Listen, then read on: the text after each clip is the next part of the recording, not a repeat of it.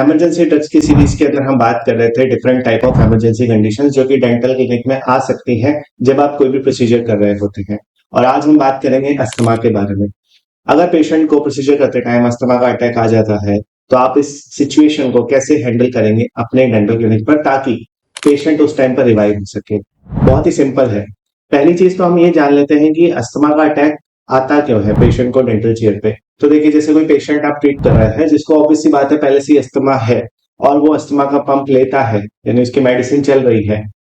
Procedure करते time कई patient डर जाते हैं या स्ट्रेसफुल कंडीशन उनके लिए क्रिएट हो जाती है, या वो कुछ टाइप ऑफ मटेरियल से एलर्जिक होते हैं, या फिर किसी टाइप के स्प्रे से। कई बार क्लिनिक पे जो रूम स्प्रे यूज किया जाता है फ्रेग्रेंस के लिए, पेशेंट उनसे भी एलर्जिक होते हैं। और मोस्टली अस्थमेटिक पेशेंट्स इन चीजों से इरिटेट हो जाते हैं क्योंकि उनका बॉडी रिस्पॉन्स ही ऐसा होता है, जिसकी वजह से अस्थमा का अटैक आना बहुत ही कॉमन है।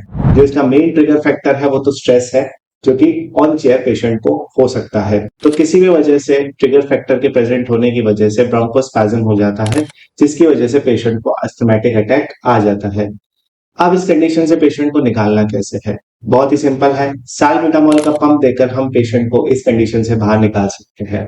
साल्ब्यूटामॉल बीटा 2 रिसेप्टर्स पर काम करता है जो कि ब्रोंकोस्पैज्म को रोक देता है, और जिसकी वजह से पेशेंट का जो एयरवे है वो ओपन हो जाता है और पेशेंट को कोई प्रॉब्लम नहीं आती। अब आपको कैसे सिम्टम देखने मिलेंगे पेशेंट के जब अटैक आता है? तो जैसा कि मैंने अभी बताया, ब्रोंकोस्पैज्म होता है। तो ब्रोंकोस्पैज्म का मतलब क्या होता है? जो विंड पाइप है वो नैरो हो जाएगा, जिसकी वजह से जब पेशेंट सांस छोड़ेगा तो वीजिंग की साउंड आएगी, कफिंग की साउंड आएगी, एकदम हार्श सी साउंड जिसे बोलते हैं।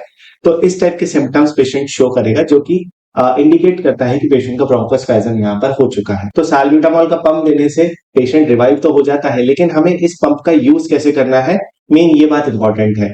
ये मीटर डोज इनहेलर फॉर्म में आता है। मैं आपको दिखाता हूँ। ये मेरा इमरजेंसी किट है, इसके अंदर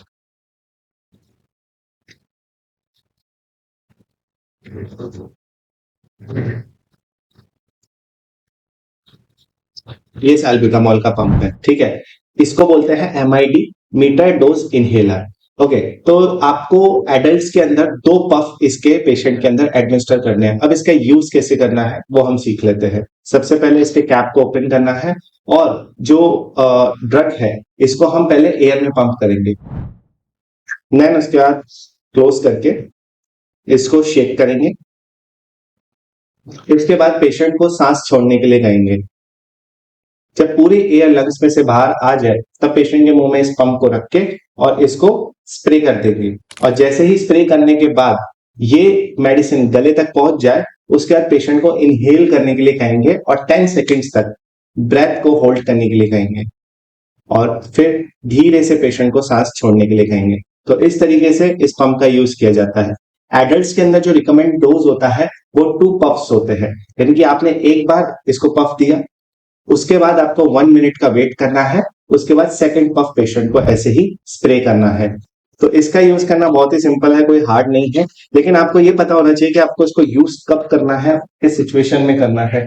और पहली बात, आपके पास ये होना चाहिए क्लिनिक पर, क्योंकि मैंने कई जगह पर नोटिस किया है कि क्लिनिक्स पर इमरजेंसी किट होता ही नहीं है, जिसकी वजह से पेशेंट को ऐसी कंडीशन क्रिएट हो जाती है जो कि उसके लिए लाइफ थ्रेटनिंग भी साबित हो सकती है।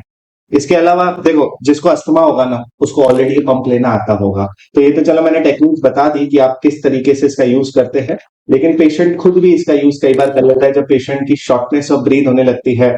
और कई बार ऐसा मैंने देखा है कि पेशेंट को एलए देने के बाद ऐसे सिम्टम्स दिखते हैं जिनको अस्थमा होता है। तो इस बात का आपको ध्यान रखना है कि अगर आपको लगता है कि पेशेंट की हिस्ट्री है अस्थमा की, तो सबसे पहले आप उसको खुद ही कह दीजिए कि आप अपना पंप अपने साथ कैरी करिए। दूसरी चीज, अगर ऐसी कोई सिचुएशन बन गई है कि पेशेंट ने पंप कैरी नहीं किया है, या आप किसी कैंप के अंदर कोई ट्रीटमेंट कर रहे हैं जहां पर ये चीज अवेलेबल नहीं हुई है, या फिर पेशेंट को खुद ही नहीं पता कि उसको अस्थमा है और उस टाइम पर वो एपिसोड क्रिएट हुआ है, तो भी आप इस चीज का यूज करके पेशेंट को वहां से बचा सकते हैं। तो जब भी कोई एस्थमेटिक पेशेंट मेरे क्लिनिक पर आता है तो सबसे पहले मैं पेशेंट से पूछता हूं कि आपको लास्ट एपिसोड कब आया था। क्या है ना कि अस्थमा के बारे में ये कहा जाता है कि ये जो डिजीज है ये कभी ठीक नहीं होती है, लेकिन इसका टाइम प्रोलॉन्ग किया जा सकता है। कैसे?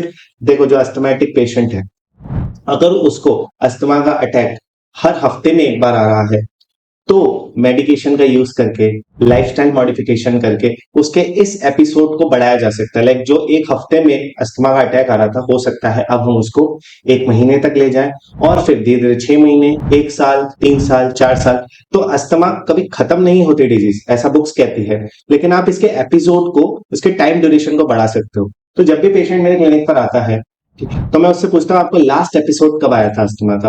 हर पेशेंट कहता है कि मुझे 2 साल पहले, साल भर पहले आया था। तो वो इतना डेंजरस सिचुएशन नहीं होती है हमारे लिए, क्योंकि इस टाइम पर हम कोई भी डेंटल प्रोसीजर कर सकते हैं।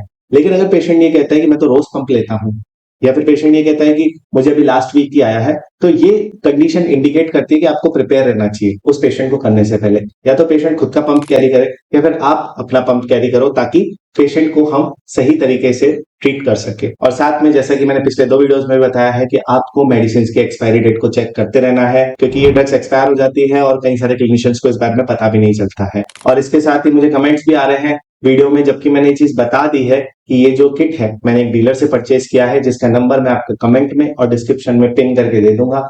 आप उनसे मंगा सकते हो। अगर आप नहीं मंगा पा रहे हैं, तो आप खुद भी इसके जो ड्रग्स की लिस्ट में आपको दे रहा हूं, ये मंगा के ऑनलाइन ऑफलाइन कहीं से भी अपने पास रख सकते हो। सो आज के इस वीडियो में इतना ही। नेक्स्ट वीडियो में हम बात करेंगे नेक्स्ट इमरजेंसी ड्रग के बारे में।